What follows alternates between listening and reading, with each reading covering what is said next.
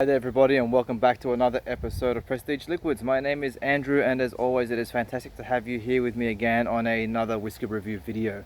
If you're a returning subscriber, thank you for joining me along my journey so far. I really appreciate having you here with me, and if you're new to the channel, then make sure that you hit that bell notification and the subscription button so that way you can stay up to date with all future content. Now, in today's video, I've got, as always, something very special for you. And this something special comes from a distillery located in Melbourne, Victoria. From, I believe, yep, that's right, the suburb is Brunswick, where this distillery is located, which is a suburb in South Melbourne. Now, so today I'm going to be reviewing for you the Gospel Solera Rye. Now, let me give you a little bit of information about this. So I'm going to read off some notes because there was a bit of information there, so bear with me. Now, as I mentioned, this is from South Melbourne. The distillery is based in South Melbourne. The Gospel Solera Rye was launched in September 2019, so it's a very recent release. It has been matured in a 6x4 barrel system, and they have used 100% rye spirit, which has been fed into the top layer of their Solera system, comprising of virgin American oak. It has then been transferred through the Solera until it reaches the bottom barrels that previously held Australian red wine. And one other, I guess, interesting fact about this is that the spirit itself is actually less than 2 years old. So because of that, we are not actually able to call this release whiskey in Australia. I guess by definition, to be legally called whiskey in Australia, it has to be aged for a minimum of 2 years. And I guess with this one, they have fallen short of that. But yeah, so that's that. Let's pour a little bit. I can throw those away for now, and let's see what we get. So let's pour some into the glass and put the top back on that so we don't lose it. I mean, just look at that color, absolutely beautiful. So that is like a nice copper red, like a nice coppery red color with a tinge of like yellow honey. Yeah, it's absolutely beautiful. All right, let's get onto the nose and let's see what we get. So cheers.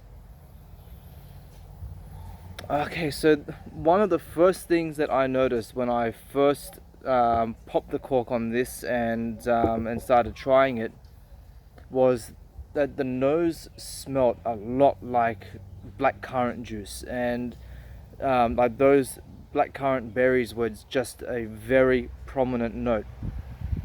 Now that I've gotten past the neck pour and started going below like the first shoulder of the bottle there, those rye notes are starting to open up a lot more. I'm getting more of that like typical mintiness that you would get from a rye. This is very fruity. So now I'm also getting things like apples and pears, orange zest or orange peel. There's a nice layer of vanilla that comes through, so you're getting a very nice influence from the American oak. And then as that fades away, you get a nice, like, well-rounded layer of like the red wine casks. And as an example, like if you were to compare this to a Starward, for example. Now, Starward are known for their wine cask finishes, where you will get say very prominent red wine notes on the Starward whiskies. Now with this is nowhere near as extreme as that. Those wine notes are very soft, and they mix extremely well with the those rye spices that are coming through. I'm also getting towards the back end, there's also a little bit of like pineapple and some other like medicinal notes coming through as well. So it's got a lot going in on the nose. All right, let's move on to the palate and see what we get. So cheers.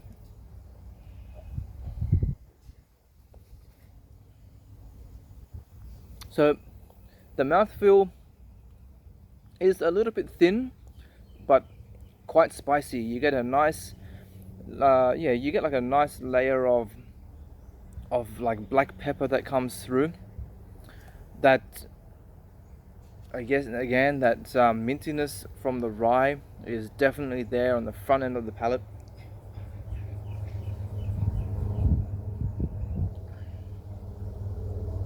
Again, stewed apples, pears.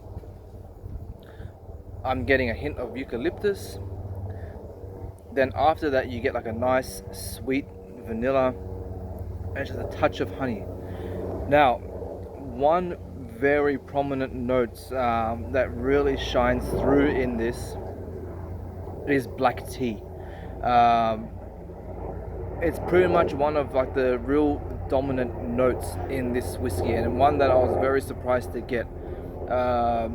It's just a very strong note of tea, and that's something that I have never gotten in any other whiskey before.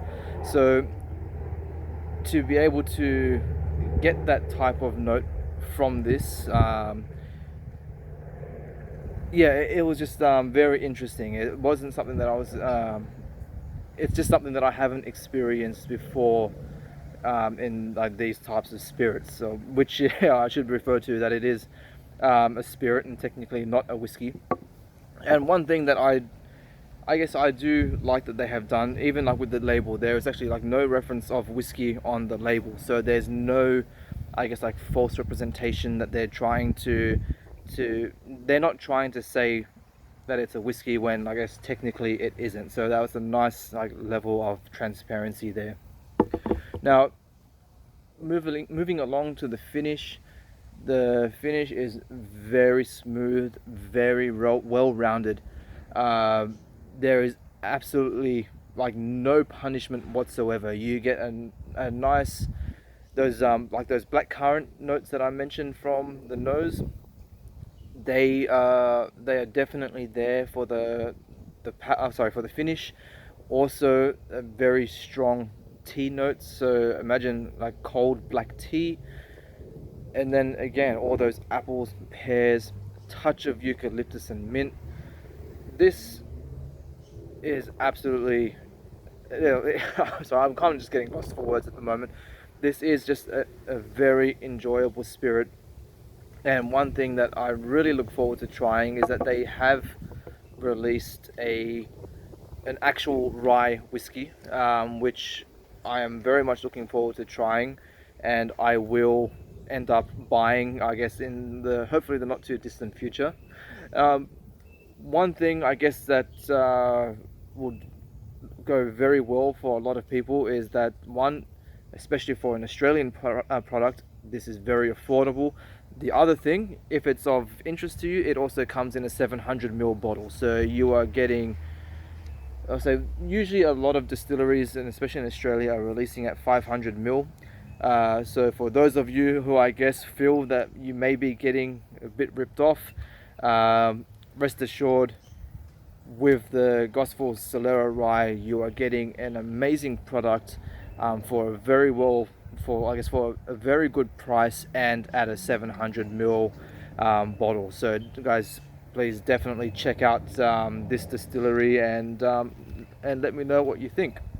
So again, I guess coming to that, if any of you out there have tried this before, drop me a comment down below and let me know what you thought about it. I am very curious to see what kind of I'm just very curious to see what anybody else may have gotten from this. I know this is something that seems to be quite well known amongst like other Australian distillers. Whether there's like a lot of the general public that are aware of it, I'm not too sure. But hey, that's what I aim to do with this channel, and that's to help promote and I guess give more exposure to like the world of Australian spirits, because we do have some amazing products down here. All right, that's it. I'm going to leave it at that. As always, thank you for joining me, and make sure that you hit that subscribe button and the bell notification, and I'll see you all again on the next video. So, KIPPIS.